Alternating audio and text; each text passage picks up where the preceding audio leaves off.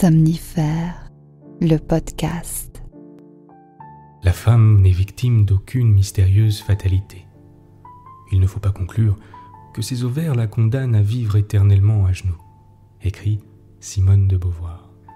Bonsoir à tous, nous sommes le mardi 12 octobre et Somnifère vous plonge ce soir dans le quotidien d'un petit village bourgeois d'une campagne profonde où la tradition sexiste et patriarcale persiste et où la place des femmes est au foyer. Lorsque Miqueux, une jeune habitante, souhaite quitter le village pour se marier avec un étranger, cela crée un scandale et donne lieu à la concertation de tous les hommes du village, qui se réunissent pour décider de son sort. Mais même sans statut social et sans droit de vote, ne sont-ce pas les femmes qui prenaient alors réellement les décisions?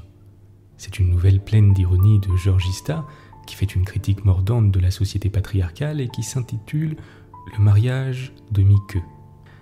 Je vous souhaite une excellente nuit et maintenant place à notre séance de relaxation.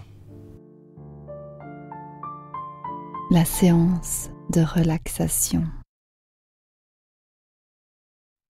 Prenez quelques secondes pour vous installer confortablement, les bras allongés le long du corps et la paume des mains vers le plafond.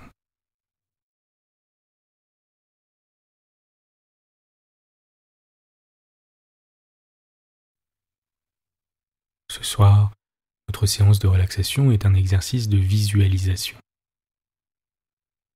Nous allons dans un premier temps passer quelques minutes à relâcher toutes les tensions. Commencez par prendre une profonde inspiration par le nez, gonflez votre ventre, retenez votre respiration un instant et expirez.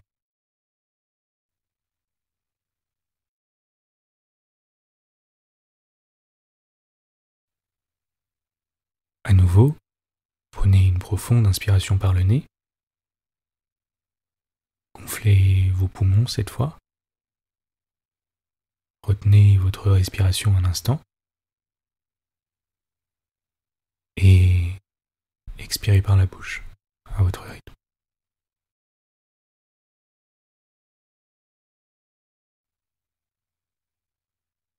Commencez par relâcher complètement votre visage. On a souvent tendance, sans s'en rendre compte, à crisper la mâchoire, à froncer les sourcils, à plisser le front.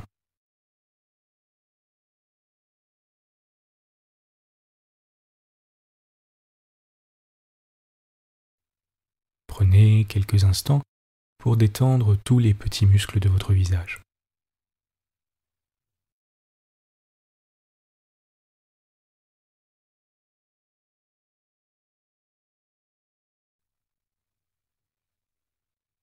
Relâchez votre nuque.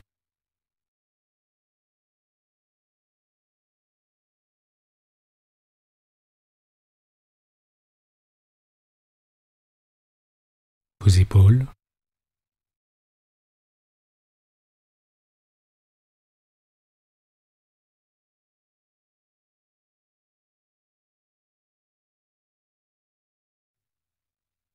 Votre dos.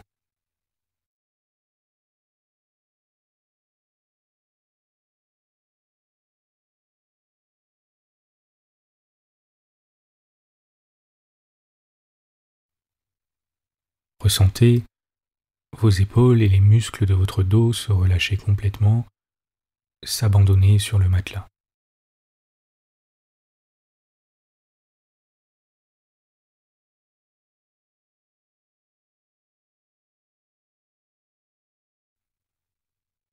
Vos bras et vos mains sont confortablement posés sur le matelas, calmes et détendus. Détendez votre poitrine.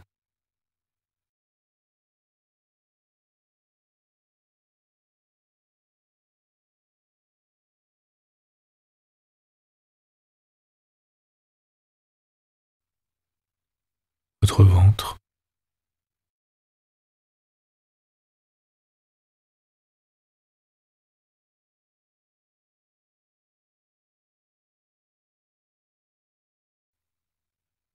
Vos fesses et votre zone pelvienne.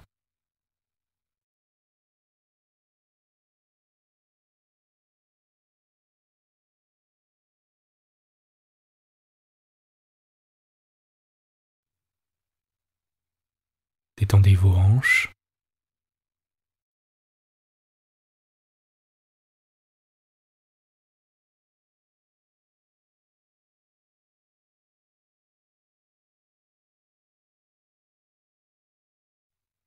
Vos cuisses.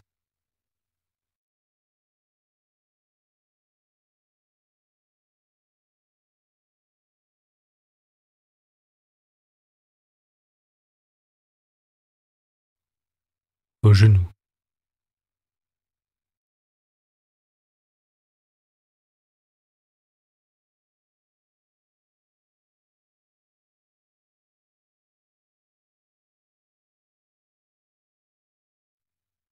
Vos mollets.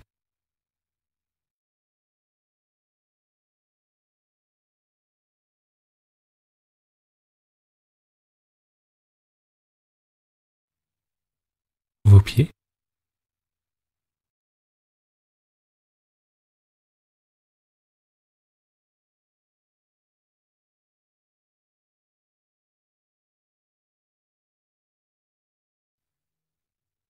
Et chacun de vos doigts de pied.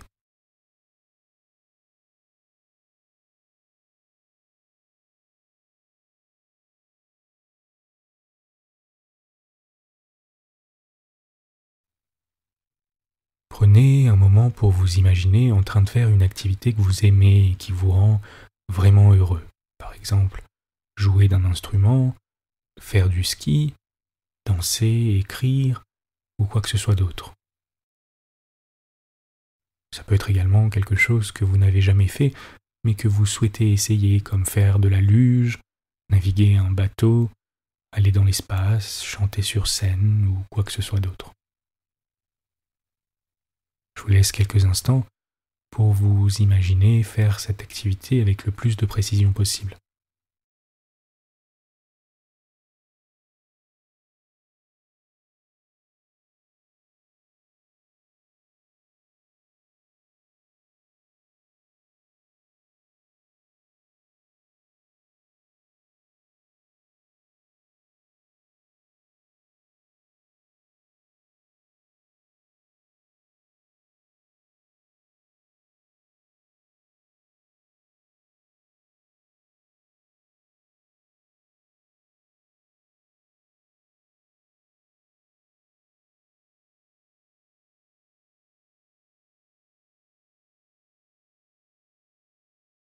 À présent, portez votre attention sur vos sens, et dans un premier temps, sur les odeurs. Si vous êtes sur un bateau, ce peut être l'air pur de l'océan. Si vous êtes sur une scène de théâtre, ce peut être l'odeur du vieux bois et des dossiers matelassés.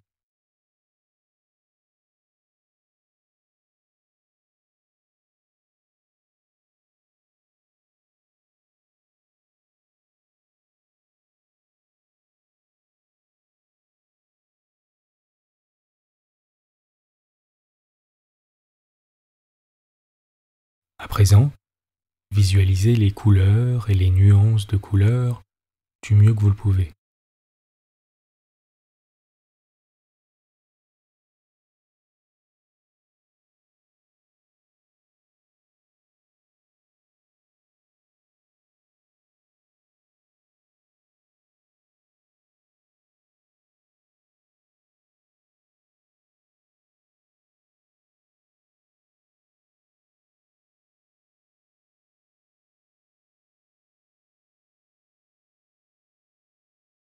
Concentrez maintenant votre attention sur les sons que vous entendez, peut-être le bruit des vagues, peut-être une douce musique.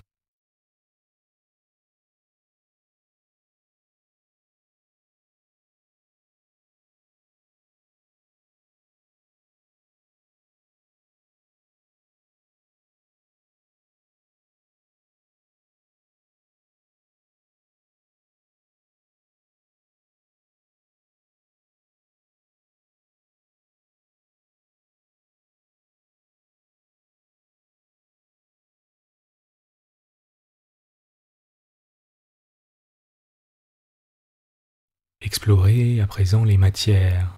Imaginez les sensations physiques du mieux que vous le pouvez.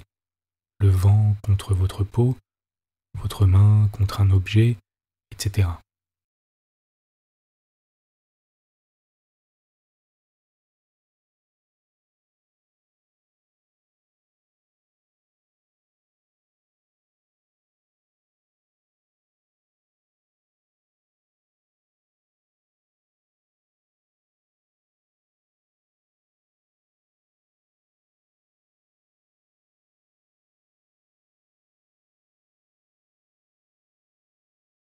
Observez à présent les gens qui vous entourent, s'il y en a.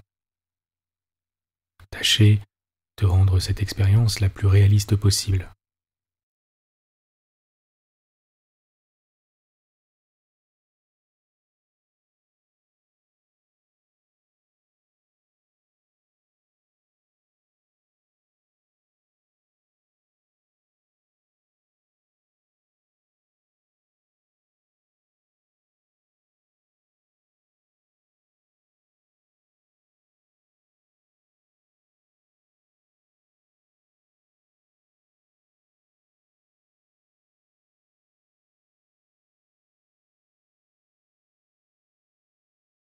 Continuez votre activité et ressentez comme vous êtes heureux, comme il est plaisant de faire quelque chose qu'on aime, comme vous êtes épanoui et en paix.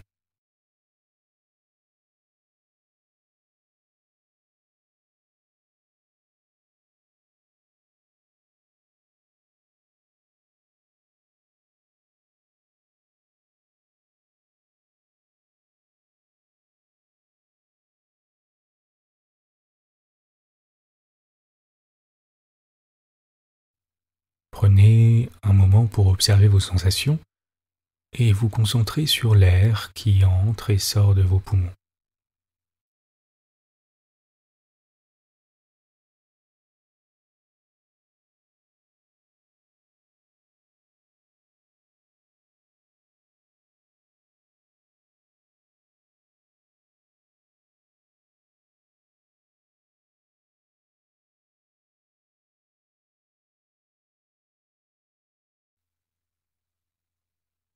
Ne cherchez pas à respirer lentement ou profondément, laissez-vous juste aller à respirer naturellement. Laissez ce calme mental et cette sensation d'épanouissement vous envahir, à mesure que votre corps s'enfonce de plus en plus dans le matelas.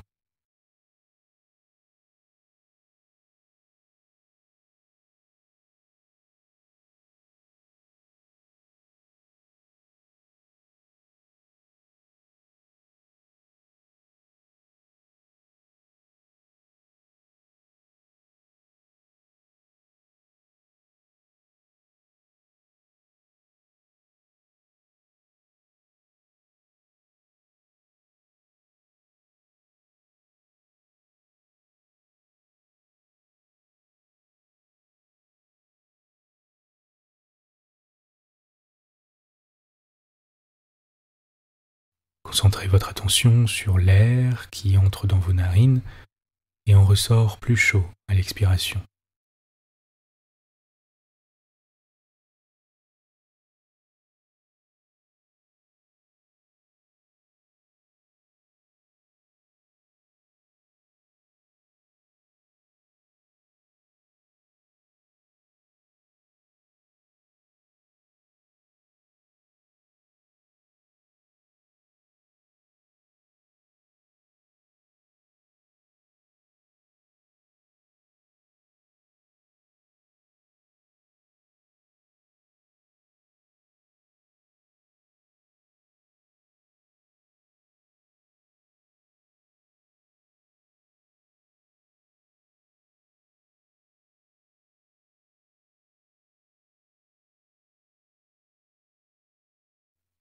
Vous êtes calme et détendu. L'histoire du soir. Georgista, le mariage de Mieke. Voilà longtemps, bien longtemps, il y avait tout au nord de la Hollande, dans la région que le golfe de Zuiderzee a recouverte depuis, une bienheureuse petite ville qui se nommait Schwytz, parce qu'il faisait très froid et que tout le monde était enrhumé le jour où on l'avait baptisé. Les gens du pays prononçaient très bien ce nom parce qu'on les y habituait quand ils étaient encore tout petits. La ville de Schwytz n'était habitée que par 50 bourgeois, sans compter, bien entendu, leurs femmes et leurs enfants. Chacun des 50 bourgeois vivait de ses petites rentes, dans sa petite maison où il y avait un petit pot de tulipes à la fenêtre, un petit canari dans sa cage et une grosse horloge avec un gros balancier en cuivre qui faisait tic-tac. C'étaient des gens très heureux que les bourgeois de Schwytz. Pendant toute la journée, ils n'étaient occupés qu'à fumer de longues pipes de gouda sur le pas de la porte en été, au coin de l'âtre en hiver, tandis que leurs épouses tricotaient de bons gros bas de laine. À 5 heures, les 50 bourgeois prenaient leur chapeau en disant « Ma chère amie, je vais au cercle, je rentrerai à 7 heures précises, veillez à ce que le souper soit prêt. » Et de 5 à 7 heures, ils faisaient des parties de dominos en fumant leurs longues pipes, en buvant de grands verres de bière ou de petits verres de Schiedam, dans la grande salle d'une maison qu'on nommait encore l'hôtel de ville parce qu'on y avait fait un peu de politique au temps lointain où la cité avait été fondée. Mais depuis bien longtemps, on n'y faisait plus que jouer au domino, fumer des pipes et boire de la bière ou du Schiedam, parce que les Schwytzois, se trouvant tout contents de leur sort, ne faisaient jamais de politique. Le plus âgé d'entre eux portait le titre de bourgmestre, pour le cas peu probable où le besoin d'une autorité se fût fait sentir. Mais le cas ne se présentait jamais, et la vie passait doucement, heureuse et calme chez ces gens extraordinaires qui étaient satisfaits de leur destinée, et dont la race était éteinte depuis si longtemps. Mais un jour, une nouvelle incroyable se répandit au cercle. De temps immémorial, les jeunes gens de Schwytz s'étaient mariés entre eux, pour ne pas introduire d'éléments étrangers dans cette bienheureuse petite ville où tout le monde était si bien d'accord. Et voilà que la petite Mieke, une jolie blondine de 18 ans, s'était follement emmourachée d'un jeune marchand de pipes, venu de Gouda pour vendre sa marchandise aux bourgeois de la ville, et qu'elle voulait à toute force l'épouser pour aller vivre avec lui dans son pays. C'était une prétention inouïe, invraisemblable, contraire à tous les usages, aux coutumes les mieux établies. Aussi, tous les bourgeois s'écrièrent en chœur dès qu'ils eurent appris cela. Que le bourgmestre fasse son devoir. Et le bourgmestre répondit d'une voix ferme. Je vais consulter nos archives pour savoir quel est mon devoir. Il prit une grosse clé d'argent qui était l'insigne de ses fonctions et ouvrit la vieille armoire de chêne où étaient enfermés les règlements et les chartes de la ville et qu'on n'avait plus ouvert depuis des centaines d'années. Hélas, il n'y avait plus rien dans cette armoire, car les rats avaient mangé depuis longtemps toutes ces vieilles paperasses qu'on ne consultait jamais. Tout le monde se regardait d'un air inquiet, quand le bourgmestre déclara « Je me souviens avoir ouï dire par mon arrière-grand-père, que j'ai connu étant tout petit, que lorsqu'il fallait prendre une décision grave, tous les habitants adultes de la ville se réunissaient pour voter. »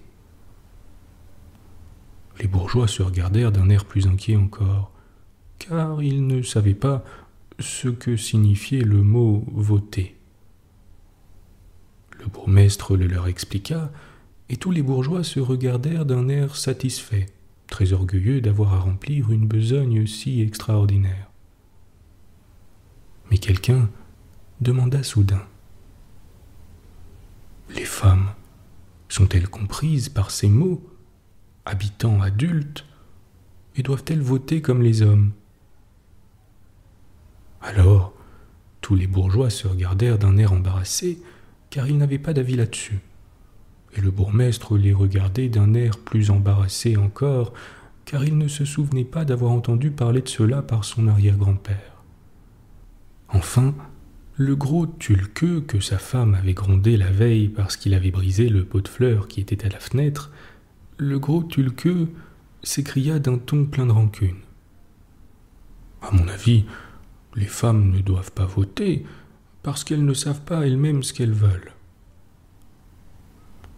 Les bourgeois se regardèrent d'un air interloqué, car ils pensaient eux-mêmes qu'ils n'étaient pas bien sûrs de cela. Mais le petit Schneck, un orgueilleux fieffé qui fumait toujours des pipes plus longues que celles des autres, déclara à son tour: « Je pense que Tulqueux a raison, parce que si l'on dit « les femmes ne savent pas ce qu'elles veulent », ça prouve que les hommes le savent mieux qu'elles. » Là-dessus, les bourgeois se regardèrent d'un air tout épanoui et ils s'écrièrent: « Tulqueux a raison, les femmes ne doivent pas voter. » « Mes chers amis, ajouta le bourgmestre, on votera ici demain à 5 heures.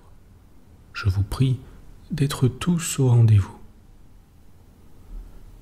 Puis les bourgeois rallumèrent leurs pipes et se remirent à jouer au domino en buvant de grands verres de bière et de petits verres de skidam. Mais le grand Willem, dont le fils aîné était amoureux fou de la petite Miqueux, ne se remit pas à jouer. Il allait chuchotant de table en table, et tous les bourgeois lui répondaient: « Soyez tranquille, maître Willem. Nous ne permettrons pas à cette petite folle de courir après un étranger, qui ne peut certainement valoir un habitant de Schwytz. » Comment la petite Miqueux apprit-elle aussitôt ce que les bourgeois venaient de décider, et même ce qu'ils chuchotaient à voix si basse? On n'en a jamais rien su. Mais cela n'a rien d'étonnant, car personne n'ignore que les mauvaises nouvelles sont toujours celles qu'on apprend le plus vite.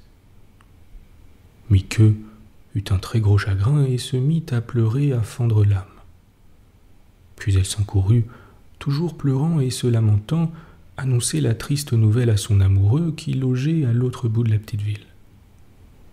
De sorte que les 50 bourgeoises qui tricotaient de bons gras bas de laine en attendant leur mari, la virent passer si désolée qu'elle faisait peine à voir, et que toutes connurent en moins de 5 minutes l'histoire dans ses moindres détails.